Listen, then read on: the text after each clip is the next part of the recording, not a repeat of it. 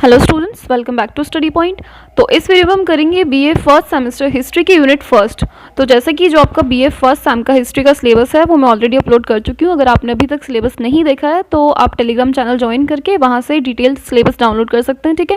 और इस लेक्चर या किसी भी लेक्चर के अगर आपको पीडीएफ या नोट्स चाहिए तो वो आपको टेलीग्राम चैनल पर मिल जाएंगे। चैनल का लिंक मैं वीडियो में पिन कर दूँगी, वहाँ से आप ज्वाइन कर लीजिएगा, ठीक है। तो अब स्टार्ट करते हैं यूनिट फर्स्ट में मेनली हमें देखना है इंट्रोडक्शन टू एंशिएंट हिस्ट्री। दूसरा इसमें हम पढ़ेंगे जैनिज्म एंड बुद्धिज्म के बारे में। एंड तीसरी जो इस यूनिट में इंपॉर्टेंट होगी चीज़ वो होगी आपके लिए short brief history of prehistoric age, ठीक है। तो पहले हम देख लेते हैं हिस्ट्री का एक बेसिक इंट्रोडक्शन। देखिए, बहुत बेसिक सी चीज़ है जो आपसे पूछी जाती है इस यूनिट से कि इतिहास क्या है, इतिहास की क्या परिभाषा हो सकती है। तो केवल शॉर्ट में ये पूछा जाता है। तो एक जो बेसिक मतलब डेफिनेशन होती है किसी भी चीज़ की, वही हम पढ़ेंगे इसमें, ठीक है। तो शुरू करते हैं। सबसे पहली चीज़, हिस्ट्री होती क्या है।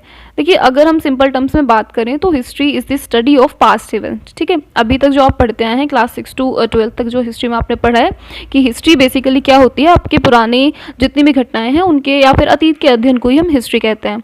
तो बट यहाँ पे जब आप हिस्ट्री को एक्सप्लेन करना स्टार्ट करेंगे तो आप इसमें बताएंगे कि जो हिस्ट्री वर्ड है वो आपका कहाँ से आया है, किस लैंग्वेज से आया है, ठीक है, या उसके और भी आपके पास क्या क्या मीनिंग हो सकते हैं। तो बेसिकली जो आपको दिया गया है ये ग्रीक भाषा से लिया गया शब्द है हिस्ट्री, जिसका मीनिंग होता है बुनना, ठीक है। तो देखिए, अतीत को या फिर हिस्ट्री को सेम ऐसे ही माना गया है। इसमें क्या होती है, घटनाएं एक दूसरे से लिंक रहती हैं या फिर एक के बाद एक जिस तरीके से घटनाएं होती जाती हैं, पूरा इतिहास बुन करके तैयार होता है घटनाओं के एक व्यवस्थित क्रम से, वैसे ही हमारा इतिहास होता है, ठीक है। तो इसी वजह से इतिहास या फिर इस विषय को ये शब्द देना या इस विषय को ये नाम देना काफ़ी उचित माना गया, ठीक है। तो इतिहास शब्द का अर्थ हम लिखेंगे परंपरा से प्राप्त समूह। जैसा कि लोक कथाएं होती हैं, वीर कथाएं होती हैं, फिर ऐतिहासिक साक्ष्य होते हैं, या फिर इतिहास के अंतर्गत में हम जिस विषय का अध्ययन करते हैं वो हमें अब तक की घटित हुई घटनाएं और उनसे संबंधित समय के अनुसार जितनी घटनाएं हुई हैं उनका वर्णन देता है, ठीक है। तो ये सिंपल सी डेफिनेशन है। अब जिन भी यूनिवर्सिटीज़ में शॉर्ट क्वेश्चन के साथ साथ MCQs भी पूछे जाते हैं तो मैं इसी में मैंशन करती चलूँगी MCQs में आपसे क्या क्या पूछा जा सकता है। तो MCQ के लिए यहाँ पे इंपॉर्टेंट फैक्ट निकल कर आता है कि इतिहास के पिता किसको कहा जाता है। तो हेरोडोटस को इतिहास के पिता कहा जाता है। ये आप नोट कर लीजिएगा जिस भी यूनिवर्सिटीज़ में MCQ आते हैं, मतलब जिस भी यूनिवर्सिटी से आप इस वीडियो को देख रहे हैं, ठीक है।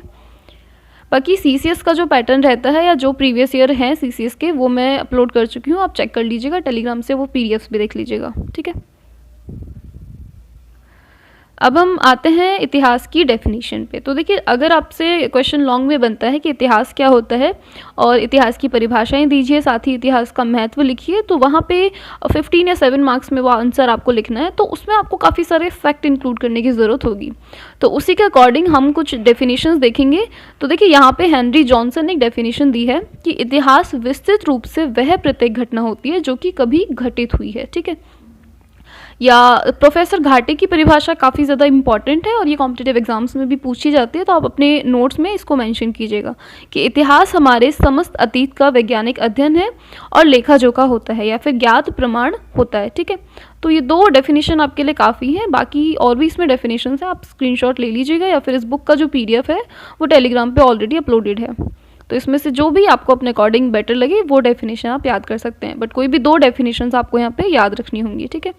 अब देखिए, इतिहास के महत्व की बात करें, इतिहास का क्या महत्व है। तो आई डोंट थिंक कि आपको इतिहास का महत्व जानने के लिए पर्टिकुलर किसी बुक में इस चीज़ को पढ़ने की ज़रूरत है कि आखिर इतिहास का महत्व क्या होता है। ये हम सभी जानते हैं कि हमारे लिए हमारे अतीत का क्या महत्व है, कि फ्यूचर में हम जो भी स्टेप्स लेते हैं, जो भी प्लानिंग समरी होती हैं, अधिकतर उन सभी का जो बेस होता है वो हमारा पास्ट होता है।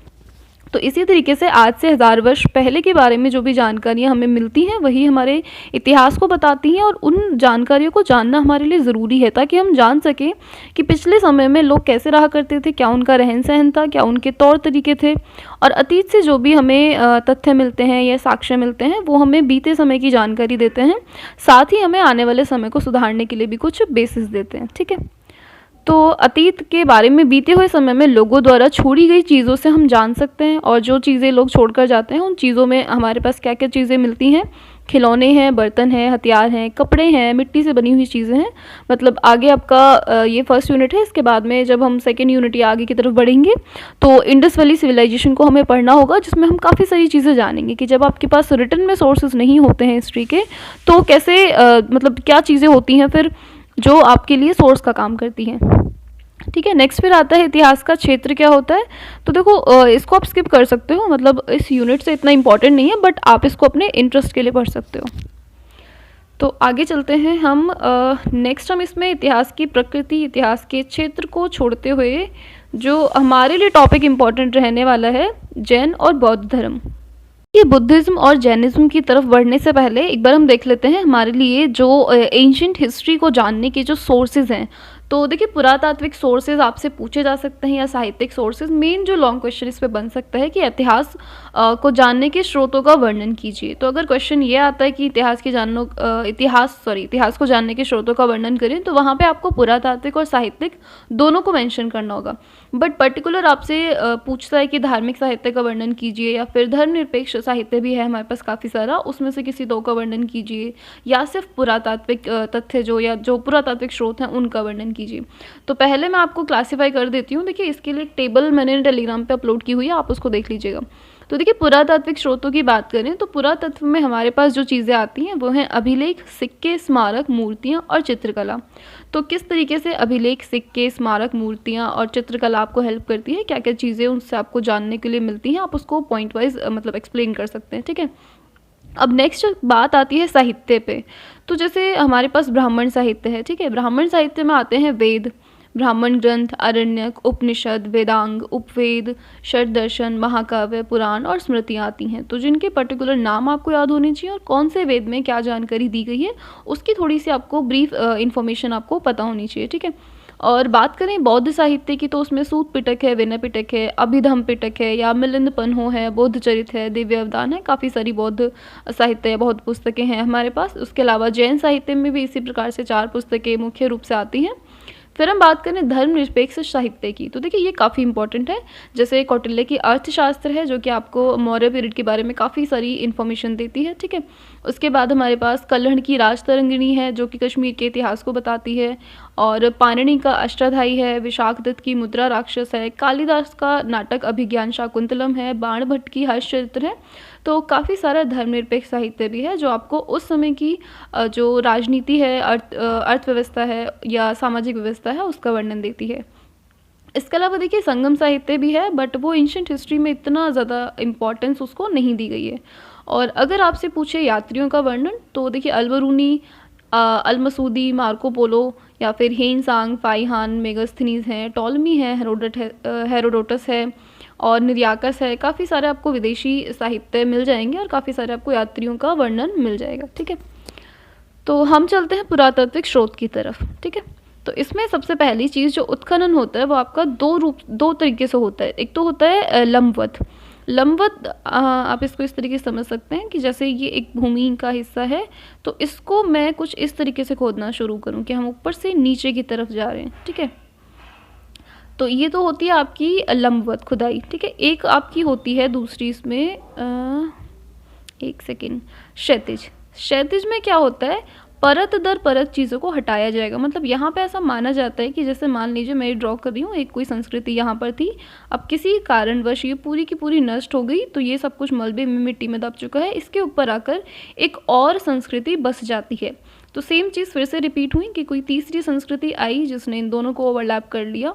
और देखिए ओवरलैपिंग मीन्स ये नहीं है कि कोई अचानक से आएगा और इनको ढक देगा। मतलब जब ये वाली संस्कृतियाँ ख़त्म हो गई होंगी उसके बहुत सालों बाद जाकर के कोई नई संस्कृति इसके ऊपर हो पाई होगी। ठीक है, फिर से मान लीजिए किसी कारणवश इनका भी पतन हो जाता है, तो फिर कोई हमारे पास एक नई संस्कृति आती है कि जो यहाँ पर बस जाएगी।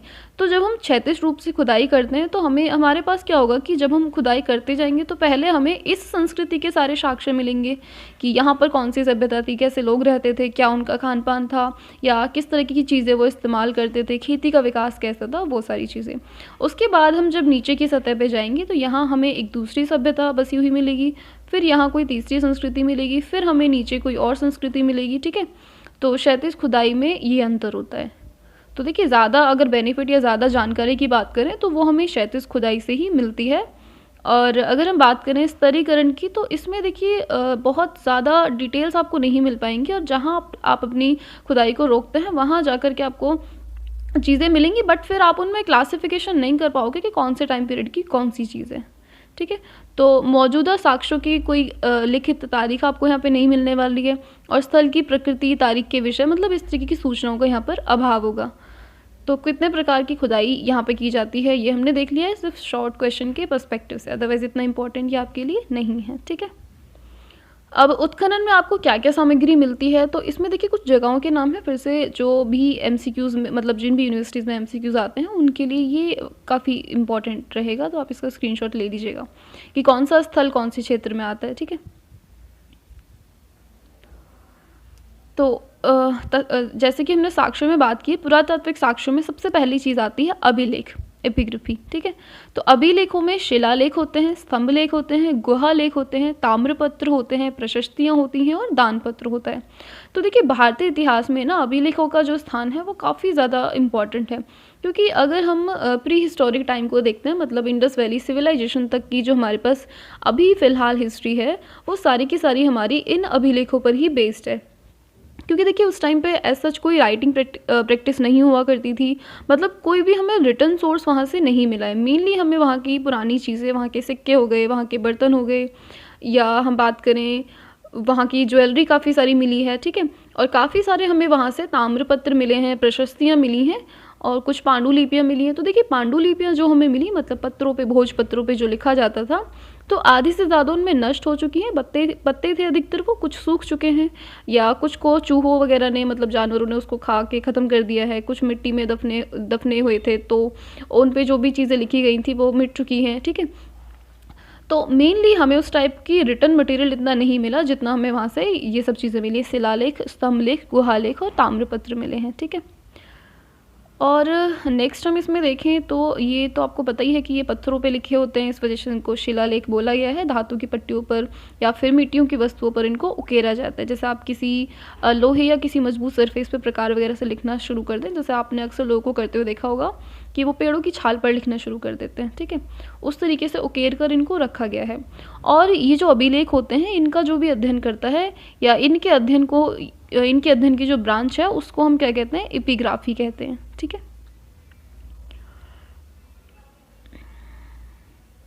नेक्स्ट हम देख लेते हैं दूसरा। देखिए अब अभिलेखों में ना आप कुछ नाम याद रख लीजिएगा, जैसे कि अशोक के टाइम पे जो जेम्स प्रिंसेप थे 1837 में, इन्होंने अशोक के काफ़ी सारे अभिलेखों को ना डिकोड किया था, कि जो अभिलेख अशोक के थे, जो कि ब्राह्मी, खरोष्टी और अलग अलग लिपियों में लिखे गए थे ना, उनको इन्होंने डिकोड कर लिया था। और कुछ इंपॉर्टेंट अभिलेखों के नाम आप यहाँ पे याद रखेंगे, जैसा कि उड़ीसा के खारवेल में हाथी गुम्फा अभिलेख है, रुद्रदामन द्वारा उत्कीर्ण कराया गया जूनागढ़ का अभिलेख है, सातवाहन शासकों का गौतमीपुत्र अभिलेख है। ये जो अभिलेख है ना, मतलब सातवाहन डायनेस्टी का नाम आपने सुना होगा हिस्ट्री में, लेकिन सातवाहन डायनेस्टी की बहुत ज़्यादा हिस्ट्री हमें कहीं से भी नहीं मिलती है। बट जितनी भी हमारे पास अवेलेबल है वो सारी की सारी इन अभिलेखों पर ही बेस्ड है। इन अभिलेखों से ही हमें खारवेल शासकों के बारे में पता चला है, सातवाहन डायनेस्टी के बारे में पता चला है, या फिर स्कंदगुप्त का जो जूनागढ़ का अभिलेख है, मंदसौर अभिलेख, पुलकेशन द्वितीय का ऐहोल अभिलेख है, प्रतिहार सम्राट भोज का है, ग्वालियर अभिलेख। तो ये सारे ही अभिलेख हैं कि जिनके बेसिस पे इनकी हिस्ट्री को लिखा गया है। ठीक है, अगला देखिए स्तंभलेख भी सेम वही चीज़ है कि बड़े बड़े पिलर्स पे बहुत सारे लेख लिखवा दिए गए हैं जो कि उकेरे गए हैं नुकीली चीज़ों से, तो वो अभी तक भी एज इट इज़ हमारे पास रिजर्व हैं। तो उसमें हमें वैष्णवों के गरुड़ ध्वज स्तंभ इम्पॉर्टेंट हैं, जैन धर्मावलियों के स्तंभ हैं काफ़ी सारे, और राजपूतों के कीर्ति स्तंभ हैं। ठीक है, मतलब अपनी अपनी विजय के बखान या विजय का जो वर्णन है वो इन स्तंभों पे कराया जाता था। चंद्रगुप्त का मेहरौली स्तंभ है। ठीक है, और समुद्रगुप्त का स्तंभ लेख है। तो काफ़ी सारे एग्जाम्पल्स हैं, आप कोई भी 2 से 3 याद रख सकते हैं। ठीक है, शिलालेख हैं, गुहा लेख हैं, मूर्ति लेख हैं और प्राचीर अभिलेख हैं। तो ये इन सब में मतलब कुछ कुछ एग्जाम्पल्स हैं जो आपको याद रखने हैं। ठीक है, आगे बढ़ते हैं हम स्मारक की ओर। ठीक है, देखिए अभी तक जो हमने कवर किया है सिर्फ हिस्ट्री की डेफिनेशन को कवर किया है। ठीक है, और दूसरा इसमें हमने देखा है स्रोत जो होते हैं वो कितने प्रकार के होते हैं। तो ये जो स्रोतों का डिटेल्ड मतलब एक तरीके से एक्सप्लेनेशन है, इसको हम नेक्स्ट वीडियो में कंटिन्यू करेंगे, अदरवाइज़ वीडियो बहुत ज़्यादा लेंथी हो जाएंगे। तो जो हमारी यूनिट फर्स्ट है मैं उसको कुछ पार्ट्स में अपलोड करूँगी। ठीक है, तो ये फर्स्ट पार्ट था, तो मिलते हैं फिर सेकेंड पार्ट में।